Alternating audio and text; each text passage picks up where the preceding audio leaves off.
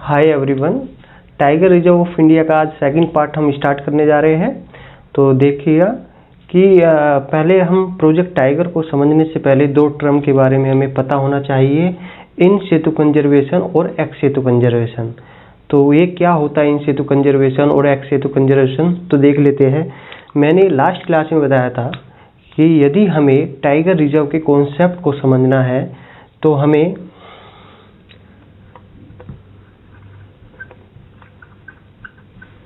Tiger reserve के concept को समझना है तो हमें पता होना चाहिए तीन टर्म के बारे में। पहला पता होना चाहिए कि वाइल्ड लाइफ सेंचुरी क्या होती है, और दूसरे बारे में हमें पता होना चाहिए नेशनल पार्क क्या होता है, और बायोस्फीयर रिजर्व क्या होता है। टाइगर रिजर्व के कॉन्सेप्ट को समझने से पहले हमें इन तीन चीज़ों के बारे में बेसिक आइडिया होना चाहिए, सो डैट हम टाइगर रिजर्व के कॉन्सेप्ट को समझ सकते हैं। अभी इन तीनों चीज़ों को समझने से पहले हमें दो टर्म के बारे में भी पता होना चाहिए। यदि हम इन टर्म को हमें समझना है तो हमें दो चीज़ों के बारे में पता होना चाहिए। वो दो टर्म क्या है? पहला है इन सितु कंजर्वेशन और एक होता है एक्स सितु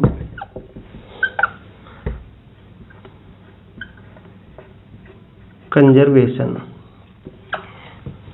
यदि हमें wild life sanctuary, national park, biosphere reserve को समझना है तो हमें इन सितु कंजर्वेशन, एक्स सितु कंजर्वेशन के बारे में बेसिक आइडिया पता होना चाहिए। एक्चुअली क्या है इन सितु कंजर्वेशन, समझ लेते हैं। पहला पॉइंट कि इन सितु कंजर्वेशन होता क्या है। इन सितु कंजर्वेशन का मतलब है कि जो वाइल्ड लाइफ है, वाइल्ड लाइफ का मतलब है फ्लोरा एंड फोना, प्लांट्स और एनिमल्स के बारे में बात कर रहा हूं मैं। जो हमारे वातावरण में पौधे और जानवर है उनको उनके वातावरण में अर्थात प्राकृतिक वातावरण में कंजर्वेशन करना इन सितु कंजर्वेशन की डेफिनेशन कहलाती है। कहने का मतलब ये है इन सितु कंजर्वेशन वह प्रक्रिया है कि जो नेचुरल एनवायरनमेंट है उसी एनवायरनमेंट में हम उनका कंजर्वेशन करते हैं, मतलब संरक्षण करते हैं। तो वो किस प्रकार का कंजर्वेशन कहलाएगा? वो कहलाएगा इन सितु कंजर्वेशन। जैसे एग्जाम्पल में, जैसे जंगलों में जो पेड़ पौधे रहते हैं और साथ ही साथ हम जानवर्स को देखते हैं, वो उनका प्राकृतिक वातावरण है, तो वो क्या कहलाएगा? इन सितु कंजर्वेशन। दूसरा है एक्स सितु कंजर्वेशन। एक्स सितु कंजर्वेशन का मतलब है आर्टिफिशियल एनवायरनमेंट पैदा करना, गैर प्राकृतिक वातावरण कहना।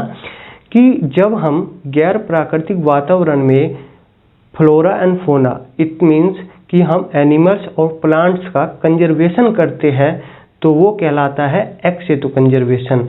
जैसे हम अपने घर पर एक्वेरियम लेके आ जाते हैं और एक्वेरियम में हम क्या रखते हैं? ऑर्नामेंटल फिशेस रखते हैं, तो वो हम उनका प्रोटेक्शन तो कर रहे हैं, हम मछलियों को मतलब उनका प्रोटेक्शन कर रहे हैं, उन्हें सारी चीज़ें प्रोवाइड कर रहे हैं, बट वो क्या कहलाएगा? वो कंजर्वेशन कहलाएगा, एक्स सितु कंजर्वेशन। क्योंकि वो उसका वो वाला एनवायरनमेंट नहीं है, हमने क्या बनाया? आर्टिफिशियल एनवायरनमेंट बनाया और उसमें उनका कंजर्वेशन कर रहे हैं। तो एक्स सितु कंजर्वेशन वो चीज़ होती है, एक्स सितु कंजर्वेशन। तो मेरा मेन बेसिक आइडिया क्या था कि जैसे बहुत सारे हम टाइगर्स को अपने घर पे रख लेते हैं, जैसे पुरानी फिल्मों में होती थी, जो टाइगर को अपने पिंजरे में रखते थे विलन, तो वो भी उनको प्रोटेक्शन कर रहा है, उसे खाना प्रोवाइड कर रहा है, उसकी नेसेसरी सारी जो उसकी रिक्वायरमेंट है वो चीज़ें प्रोवाइड करा रहा है। बट वो किस प्रकार का कंजर्वेशन का प्रकार है? वो है एक्स सितु कंजर्वेशन। तो एक्स सितु कंजर्वेशन ये होता है कि आर्टिफिशियल एनवायरनमेंट में उनका कंजर्वेशन करना, प्लांट्स एंड एनिमल्स का। अब इन सितु कंजर्वेशन हम क्यों पढ़ रहे हैं यहाँ पर? क्योंकि हमें wild life sanctuary, national park और बायोस्फीयर रिजर्व को समझना है। तो wild life sanctuary, national park, biosphere reserve किस पे बेस है? ये तीनों जो बेस है, तीनों का जो बेस है वो है इन सितु कंजर्वेशन पे। अर्थात कि wild life sanctuary, national park, biosphere reserve वो चीज है, वो है जिसमें एनिमल्स और प्लांट्स को किस एनवायरनमेंट में, जो नेचुरल एनवायरनमेंट है, जो प्रकृति ने हमें जो एनवायरनमेंट दिया है, जो वातावरण हमें मिला है, तो उस वातावरण में यदि हम उनका कंजर्वेशन करते हैं तो वो वाइल्ड लाइफ सेंचुरी होगी, या नेशनल पार्क होगा, या बायोस्फीयर रिजर्व होगा। तो ये था। यहाँ पर जाने से पहले हमें ये दो टर्म के बारे में पता होना चाहिए, इन सितु कंजर्वेशन, एक्स सितु कंजर्वेशन। तो आइए अब चलते हैं, तो बेसिक आइडिया लेते हैं wild life sanctuary, national park और बायोस्फीयर रिजर्व का।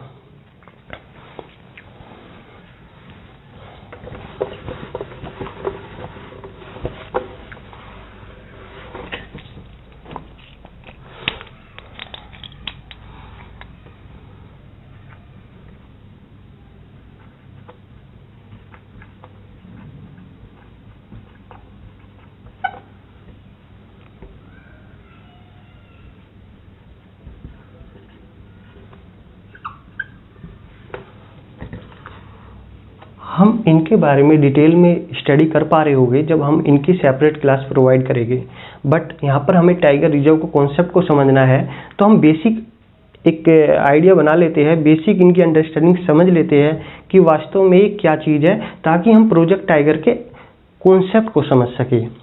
तो वाइल्ड लाइफ सेंचुरी की बात करेंगे, ये एक ऐसा इलाका होता है जिसमें एनिमल्स और जो प्लांट्स है उनकी प्रोटेक्शन किया जाता है, उनका कंजर्वेशन किया जाता है उनके प्राकृतिक वातावरण में। इन सितु कंजर्वेशन पे दोनों फिलोसफी बेस्ड है।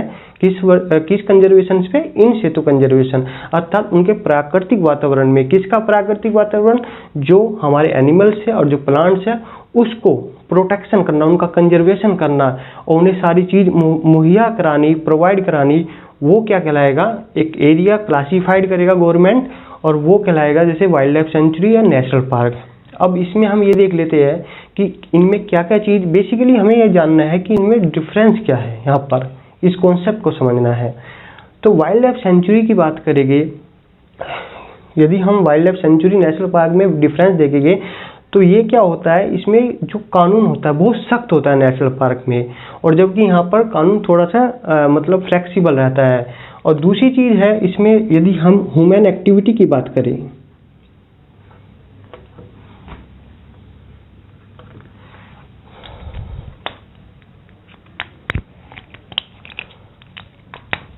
यदि हम यहाँ पर ह्यूमन एक्टिविटी की बात करें,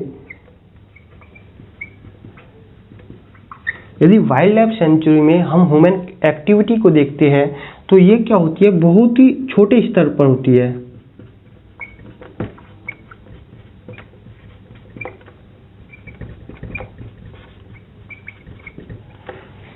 मतलब ये बहुत एक लिमिटेड लेवल पर होती है human activity. Wild life sanctuary में जो ह्यूमन एक्टिविटी होती है बहुत छोटे स्तर पर होती है।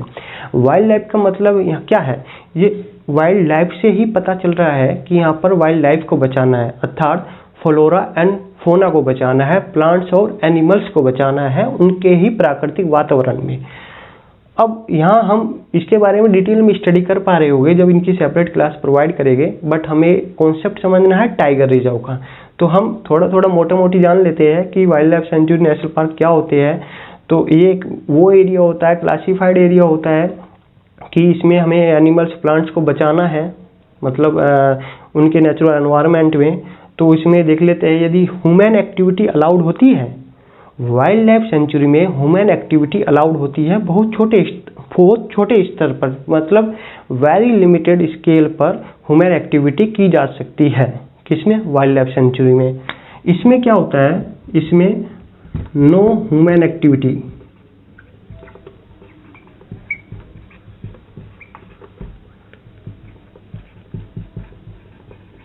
मतलब इसमें कोई भी ह्यूमन एक्टिविटी अलाउड नहीं होती एक्सेप्ट टूरिज्म।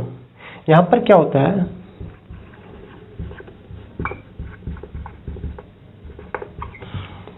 नेशनल पार्क में कोई ह्यूमन एक्टिविटी नहीं होती, बट टूरिज्म अलाउ होता है, वो भी एक रेगुलेटेड मैनर में होता है। एक ऑफिसर होता है, फॉरेस्ट ऑफिसर, उसकी रेस्पॉन्स में कि आपको कब पर्यटन पे जाना है, कितने समय में जाना होता है, कितनी गाड़ी जा सकती है अंदर टाइगर रिजर्व के अंदर, और उसके कितने पर्सन जा सकते हैं एक बार में। तो इसकी रूल्स रेगुलेशन गाइडलाइंस होती है, उसके तहत एक ऑफिसर होता है फॉरेस्ट वन विभाग का, वो उनके अंडर में, उनके कंट्रोल में टूरिज्म किया जा सकता है टाइगर रिजर्व में। बट उसमें भी एक कंडीशन है, जब हम कोर जोन और बफर जोन के बारे में पढ़ेंगे। कोर जोन क्या होता है, बफर जोन क्या होता है, वो टाइगर प्रोजेक्ट के बारे में पढ़ेंगे, तो उसमें हमें कॉन्सेप्ट समझ में आएगा कि कहाँ पर हम ट्रेवल पर्यटन कर सकते हैं टाइगर रिजर्व में। तो ये था ये कि यहाँ पर कोई ह्यूमन एक्टिविटी अलाउड नहीं है, बट वाइल्ड लाइफ सेंचुरी में ह्यूमन एक्टिविटी अलाउ है। दूसरी चीज है, जो यहाँ पर लोकल लोग होते हैं, लोकल और ट्राइबल्स, जो जनजाति और स्थानीय लोग होते हैं वाइल्ड लाइफ सेंचुरी के आसपास, उनको बहुत छोटे स्तर पर वे वाइल्ड लाइफ सेंचुरी में अंदर जा सकते हैं, लकड़ी तोड़ सकते हैं, पेड़ पौधे तोड़ सकते हैं, और साथ ही साथ ऐसी औषधियाँ जो वहाँ पर अवेलेबल है मेडिसिन के रूप में, कुछ पौधे होते हैं, उनको यूज कर सकते हैं, बट एक लिमिटेड स्केल पर। ये नहीं कि वे जाएंगे और सारी लकड़ियाँ इकट्ठा करके अपने घर पे लेकर आएंगे, अर्थात उन्हें रेगुलेटेड किया जाएगा। मतलब वहाँ पर कोई ना कोई मॉनिटरिंग सिस्टम होगा जिसके तहत वे एक लिमिटेड स्केल पर वहाँ पर जाके लकड़ी तोड़ सकते हैं। जो वहाँ पर ट्राइब होती है, जनजातियाँ होती है आसपास वाइल्ड लाइफ सेंचुरी के, वे वहाँ पर जाके लकड़ी तोड़ सकते हैं, पेड़ पौधे ला सकते हैं अपने घर पर, ईंधन के रूप में उनका यूज कर सकते हैं। यहाँ पर ये चीज़ें प्रोवाइड नहीं है नेशनल पार्क में। तीसरी चीज़ है कि कैटल, मतलब यहाँ पर जो मवेशी होते हैं, सीमित मवेशियाँ, मतलब जो लिमिटेड ग्रेजिंग है वो अलाउड है। वाइल्ड लाइफ सेंचुरी में आप सीमित मात्रा में मवेशी को चरा सकते हैं, बट यहाँ पर किसी प्रकार की ऐसी फैसिलिटी नहीं है, यहाँ पर ग्रेजिंग नहीं की जा सकती, यहाँ पर मवेशियों को नहीं चराया जा सकता। चौथा पॉइंट है इसका कि वाइल्ड लाइफ सेंचुरी क्या होती है, इसकी कोई फिजिकल बाउंड्री नहीं होती, इसकी कोई फिजिकल बाउंड्री नहीं होती। वाइल्ड लाइफ सेंचुरी की कोई फिजिकल बाउंड्री नहीं होती, बट यदि हम नेशनल पार्क की बात करें तो ये फिक्स होता है, फिक्स और डिफाइंड होता है। नेशनल पार्क की बाउंड्री फिक्स होती है, डिफाइंड होती है। पांचवा पॉइंट पढ़ें, जब इसकी वाइल्ड लाइफ सेंचुरी की बाउंड्री फिक्स नहीं है तो इसकी वजह से क्या होता है, इसमें अंदर प्रवेश पाना बहुत सरल होता है, इसमें अनुसंधान के काम किए जा सकते हैं। साथ ही साथ बहुत सारे जो स्टूडेंट्स होते हैं और जो जीव वैज्ञानिक होते हैं, वो आसानी से वहाँ जाके रिसर्च के बारे में जान सकते हैं। एनिमल्स और प्लांट्स की स्पेसीज के पॉइंट को रखते हुए वे वहाँ पर स्टडीज कर सकते हैं, रिसर्च कर सकते हैं। बट यहाँ पर नेशनल पार्क में क्या होता है, ये फिक्स और डिफाइंड होती है, तो इसमें एक प्रॉपर प्रोटोकॉल होता है इसमें एंट्री पाने के लिए, और वो भी वन विभाग के अधिकारी होते हैं, उनके तहत होता है। हालांकि इसका मतलब ये नहीं है कि वाइल्ड लाइफ सेंचुरी में बिल्कुल कोई होता ही नहीं है, रेगुलेटिंग होता है बिल्कुल एक प्रॉपर एक प्रॉपर चैनल में ही आप यहाँ पर एक्टिविटी कर सकते हैं। वाइल्ड लाइफ सेंचुरी को, जो वाइल्ड लाइफ सेंचुरी होती है उसको अपग्रेड करके नेशनल पार्क बनाया जा सकता है, बट एक जो नेशनल पार्क है उसको डाउनग्रेड करके वाइल्ड लाइफ सेंचुरी नहीं बनाया जा सकता।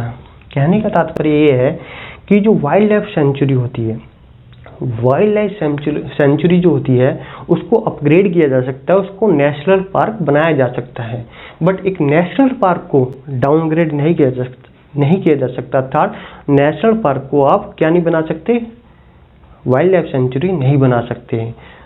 एक और पॉइंट बता देते हैं यहाँ पर कि ये प्राइवेट हो सकती है, वाइल्ड लाइफ सेंचुरी प्राइवेट हो सकती है और ये गवर्नमेंट रहती है। नेशनल पार्क क्या रहता है, गवर्नमेंट रहता है। तो हमें इनका बिल्कुल डिटेल में अध्ययन कर पा रहे होंगे जब हम इनकी सेपरेट क्लास लाएंगे कि कितनी वाइल्ड लाइफ सेंचुरी है, कितने नेशनल पार्क है, बेसिक इनकी डेफिनेशन को भी बात करेंगे कि एक्चुअली इनकी डेफिनेशंस क्या होती है। और बेसिकली फंड यहाँ पर बेसिक आइडिया क्या है कि इन सितु कंजर्वेशन, अर्थात कि हमें एनिमल्स और प्लांट को बचाना है उनके प्राकृतिक वातावरण में। उसके लिए वाइल्ड लाइफ सेंचुरी है, नेशनल पार्क है, ये उसी बेस पे जो इन सितु कंजर्वेशन है उसके बेस पे वाइल्ड लाइफ सेंचुरी देखने को मिलेगी, नेशनल पार्क देखने को मिलेगा और बायोस्फीयर रिजर्व देखने को मिलेगा। अर्थात national park, wild life sanctuary, biosphere reserve वो कॉन्सेप्ट है जो एनिमल्स और प्लांट्स को बचाएगा। किसके वातावरण में? उनके प्राकृतिक वातावरण में। बेसिक आइडिया हमने जान लिया कि वाइल्ड लाइफ सेंचुरी में थोड़े से रूल्स, कानून जो होते हैं थोड़े से यदि हम कंपेयर करेंगे नेशनल पार्क के रूल से, तो नेशनल पार्क से यदि कंपेयर करेंगे तो उसके कानून थोड़े से हल्के होते हैं, जबकि हम नेशनल पार्क की बात करें तो उसके कानून सख्त हो जाते हैं। वाइल्ड लाइफ की जगह जब नेशनल पार्क की बात करेंगे तो उसके कानून सख्त हो जाते हैं। तो एक और चीज़ है कि वाइल्ड लाइफ सेंचुरी को अपग्रेड किया जा सकता है, उसे नेशनल पार्क बनाया जा सकता है, और नेशनल पार्क को आप वाइल्ड लाइफ सेंचुरी नहीं बनाया जा सकता है।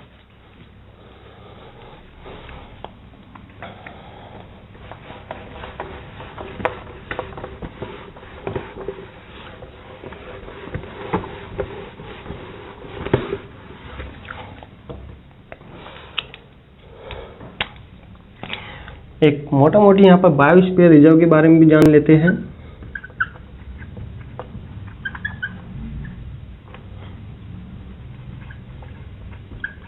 एक्चुअली बायोस्फीयर रिजर्व भारत का कॉन्सेप्ट नहीं है, ये यूनेस्को का कॉन्सेप्ट है, और यूनेस्को के भारत ने जैसे वर्ल्ड हेरिटेज साइट को अडोप्ट किया हुआ है, उसी प्रकार बायोस्फीयर रिजर्व को भी भारत ने अडोप्ट किया गया है। भारत में प्रेजेंट में देखा जाए तो 18 बायोस्फीयर रिजर्व है और 11 मैब के अंडर में आते हैं। मैब मतलब क्या है, ये कॉन्सेप्ट समझते हैं कि बायोस्फीयर रिजर्व 1971 में एक यूनेस्को का एक प्रोग्राम आया मैब। इसका मतलब था man and the biosphere reserve. UNESCO का एक कॉन्सेप्ट था MAB, man and the biosphere program. इसके तहत ये बात करेगा सस्टेनेबल डेवलपमेंट के बारे में और साथ ही साथ बायोडाइवर्सिटी के बारे में। सस्टेनेबल डेवलपमेंट की बात करेंगे तो इकोनॉमी का टर्म है, अर्थात सस्टेनेबल डेवलपमेंट का मतलब होता है कि आज जो नेचुरल रिसोर्सेज है, जो हमारे प्राकृतिक संसाधन है, उसका इतना हमें सीमित मात्रा में उसका यूटिलाइजेशन करना है ताकि आज हम जो उत्पादन कर पा रहे हैं उन नेचुरल रिसोर्सेज से जो हमारे आने वाली पीढ़ियाँ है, जो मतलब फ्यूचर जनरेशन है, वो भी उनका यूटिलाइज करके सेम प्रोडक्शन कर सके। अर्थात ये आने वाली भावी पीढ़ियों के बारे में भी के पॉइंट ऑफ व्यू से सोचता है, ताकि आज जो हम विकास कर रहे हैं नेचुरल रिसोर्सेज का एक ऑप्टिमम यूज किया जाना चाहिए, ताकि आज जो हम प्रोडक्शन कर रहे हैं आने वाले समय में जो आने वाली पीढ़ियां हैं वो भी उसका उत्पादन कर सके। तो ये बात करता है man and the biosphere program. इसके तहत क्या होगा कि एक हर देश में इस मैप के तहत एक इलाका क्लासिफाइड किया जाएगा, एक इलाका को बताया जाएगा कि यहाँ पर बायोडाइवर्सिटी बहुत ज़्यादा है। जहाँ पर बायोडाइवर्सिटी ज़्यादा है वहाँ पर उस एरिया को बायोस्फीयर रिजर्व घोषित कर दिया जाएगा यूनेस्को के द्वारा। और कौन से प्रोग्राम के तहत? Man and the biosphere reserve. Man and the biosphere reserve ये एक ह्यूज कॉन्सेप्ट होता है as compare to national park. यदि हम नेशनल पार्क से इसकी तुलना करें, वाइल्ड लाइफ सेंचुरी से इसकी तुलना करें, ये बहुत बड़ा होता है। ये 10,000 स्क्वायर किलोमीटर तक फैला होता है, एक राज्य से अधिक राज्यों में भी फैला होता है। और साथ ही साथ देखा जाए इसके अंदर फॉरेस्ट इलाका भी आता है, नॉन फॉरेस्ट इलाका भी आता है, वाइल्ड लाइफ सेंचुरी भी आ सकती है, 1 से 2 या 3 भी हो सकती है एक बायोस्फीयर रिजर्व में, और 2 नेशनल पार्क भी हो सकते हैं, हो सकता है कि 4 वाइल्ड लाइफ सेंचुरी हो सकती है। तो एक ह्यूज कॉन्सेप्ट होता है।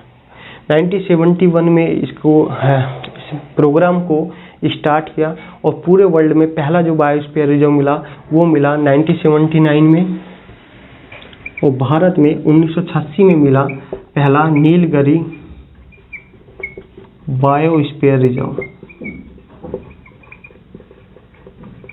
ये भारत के 3 राज्यों से होकर गुजरता है। यदि देखा जाए तो कर्नाटक, केरल और तमिलनाडु।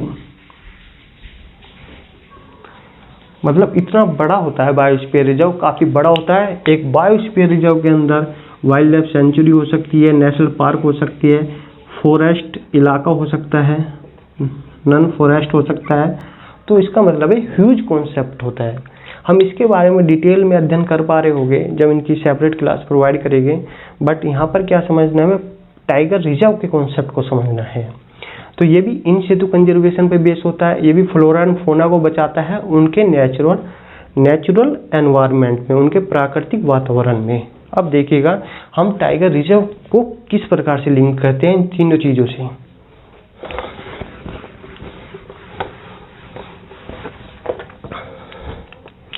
अब टाइगर रिजर्व होता क्या है, तो हमें समझना है टाइगर रिजर्व क्या होता है। टाइगर रिजर्व कुछ नहीं है, एक प्रोजेक्ट टाइगर आया था, प्रोजेक्ट टाइगर लेके आई थी इंडिया की गवर्नमेंट 1973 में। जो वाइल्ड लाइफ सेंचुरी है,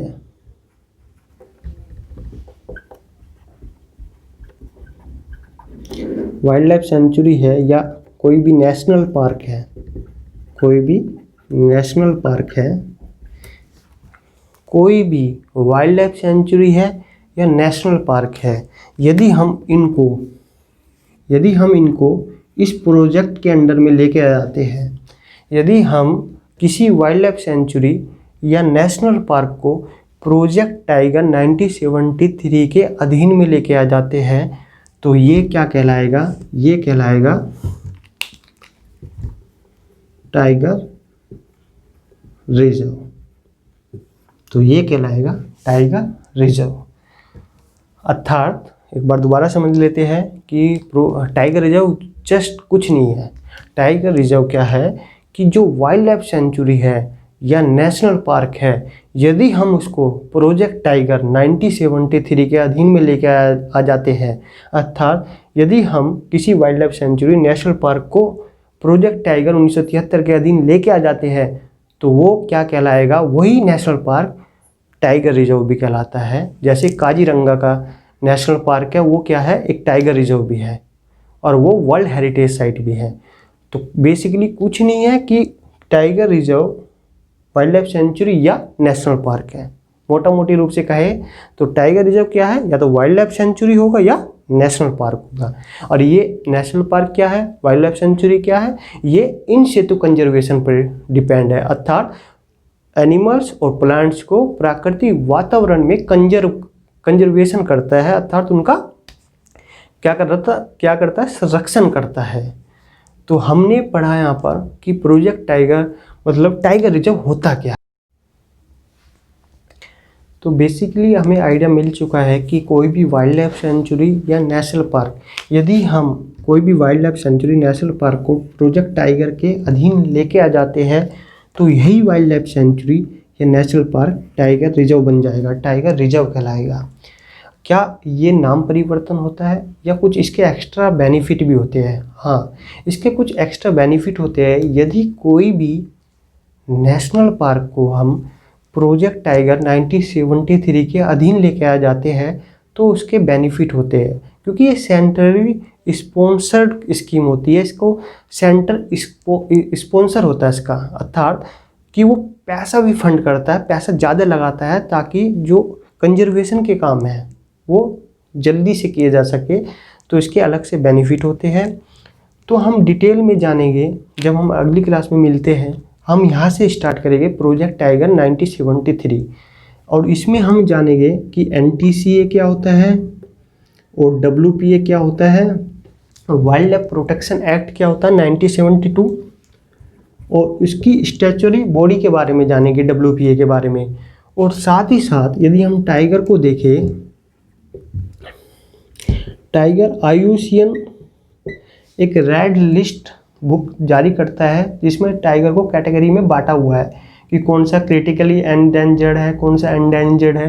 तो उसमें IUCN की रेड लिस्ट बुक है, उसमें टाइगर को एंडेंजर्ड की लिस्ट में डाला हुआ है। एक होता है साइट्स, या जिसको बोलते हैं वाशिंगटन कन्वेंशन, वाशिंगटन सम्मेलन। इसमें इसकी 3 अपेंडिक्स है, उसमें अलग अलग मतलब लेवल पे जानवर को डाला हुआ है, प्लांट्स और एनिमल्स को डाला हुआ है। तो इसमें टाइगर जो है, इसमें टाइगर अपेंडिक्स फर्स्ट में है। उसी प्रकार भारत का एक एक्ट आया WPA, ये पर्यावरण कानून है और एनवायरनमेंट के ऊपर है। इसमें प्लांट्स और एनिमल्स को 6 कैटेगरी में डाला हुआ है, 6 स्केड्यूल्स लाई है। इसमें WPA में 6 स्केड्यूल्स है, जिसमें अलग अलग लेवल पे डाला हुआ है। जैसे फर्स्ट सेकंड में डाले हुए हैं वे एनिमल्स प्लांट्स जिनको हम हाथ नहीं लगा सकते, अर्थात उनका जो शिकार करना बहुत ही दंडनीय है और साथ ही साथ मतलब उनको सजा भी होगी यदि हम उनको शिकार करते हैं। बहुत ही रिस्ट्रिक्ट है पहली और सेकंड जो शेड्यूल का पार्ट फर्स्ट है। उसमें जैसे शेड्यूल 5 में यदि हम किसी जानवर को हमें शिकार करना है तो उनको वर्मिन घोषित करते हैं, WPA 1972। तो उसके बारे में हम डिटेल में पढ़ेंगे। यदि हम यहाँ पर बेसिकली मैं बताना चाहता हूँ कि टाइगर को किस में डाला हुआ है, WPA 1972 में। तो इसे डाला हुआ है शेड्यूल फर्स्ट में। तो हम क्या करेंगे, हम IUCN के बारे में पढ़ेंगे, साइट्स के बारे में पढ़ेंगे, WPA के बारे में पढ़ेंगे और प्रोजेक्ट टाइगर को फिर स्टार्ट करेंगे 1973 को, क्योंकि हमें NTCA का कॉन्सेप्ट समझना है। और फिर लास्ट में जब प्रोजेक्ट टाइगर इनके बारे में हम अध्ययन कर पा चुके होंगे तो हम लास्ट में पढ़ेंगे टाइगर रिजर्व इन इंडिया। मतलब भारत में यदि ऑफिशियली देखा जाए तो भारत में भी 50 टाइगर रिजर्व है और कुछ ऐसे भी है जो प्रपोज किए हुए हैं, आने वाले समय में वे भी अपडेट हो जाएंगे। उनके बारे में भी हम डिटेल में एक्सप्लेन करेंगे। और दूसरी चीज़ होती है कि लास्ट में जब हम सब चीज़ ख़त्म कर चुके होंगे, मैं एक शॉर्ट ट्रिक बताऊंगा कि कैसे टाइगर रिजर्व के नामों को याद कर सकते हैं स्टेट के से लिंक करके। तो उसमें क्या है कि मैं 4 आदमी है, एक लड़का है IAS, वो एक लड़की को G को प्रपोज करता है। फिर एक पंडित जी के पास जाते हैं V क्या करता है, मतलब उससे लिंक करके, और KP उस लड़की से प्यार करता है G से। तो उसे पूरा लिंक करके एक शॉर्ट ट्रिक बनाई है मैंने, जिसके माध्यम से आप विदिन 5 या 10 मिनट्स में पूरे 50 टाइगर रिजर्व के नाम को याद कर सकते हैं। वो हम लास्ट में डिटेल में जब बेसिक कॉन्सेप्ट हम जान लेंगे टाइगर रिजर्व के और टाइगर 50 के बारे में डिस्कस कर पा चुके होंगे, उसके बाद शॉर्ट ट्रिक से रूबरू कराएंगे। और ये क्लास यहाँ तक थी। अगली क्लास मिलते हैं प्रोजेक्ट टाइगर 1973 के साथ और ये पूरा हम उसकी कवर करेंगे। तो थैंक यू।